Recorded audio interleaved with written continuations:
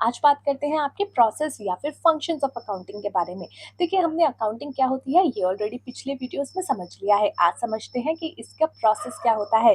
सबसे पहले आइडेंटिफिकेशन। आपके बिजनेस में कई सारी ट्रांजैक्शन होती है, उसमें से कौन सी ट्रांजैक्शन अकाउंटिंग के लिए रखी जानी है या कौन सी ट्रांजैक्शन ऐसी है जो कि बिजनेस से रिलेटेड नहीं है, आप उसको अवॉइड कर सकते हैं। तो सबसे पहले आप आइडेंटिफाई करते हो ऐसी ट्रांजैक्शंस, ऐसे इवेंट्स जो कि आपके बिजनेस से रिलेटेड है। फिर आता है रिकॉर्डिंग।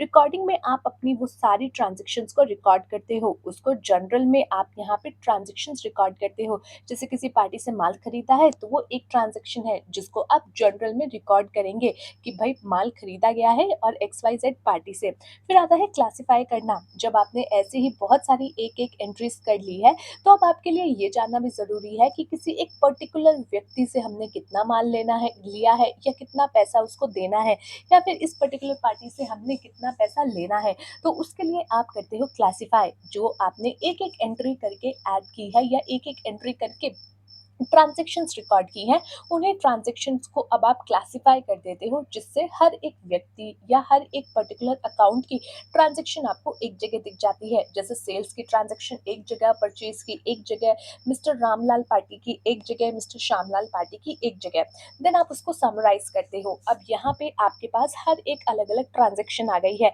सेल का अलग, परचेज का अलग, यहाँ पे जिस पार्टी से आपने पैसा लेना है उसका अलग और क्रेडिटर का अलग।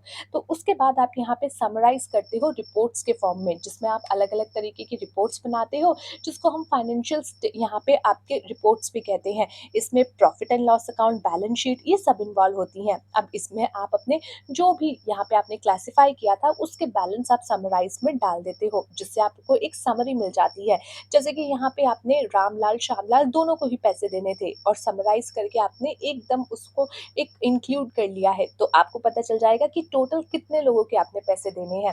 फिर आता है एनालिसिस और इंटरप्रिटेशन। आपने समराइजिंग में सिर्फ रिपोर्ट बनाई है, एनालिसिस में और इंटरप्रिटेशन में आप यहाँ पे एनालाइज कर सकते हो आपकी बनाई गई रिपोर्ट्स में को, जिससे आप पढ़ करके समझ सकते हो कि आपकी यहाँ पे स्टेटस क्या है फाइनेंशियल लेवल पे।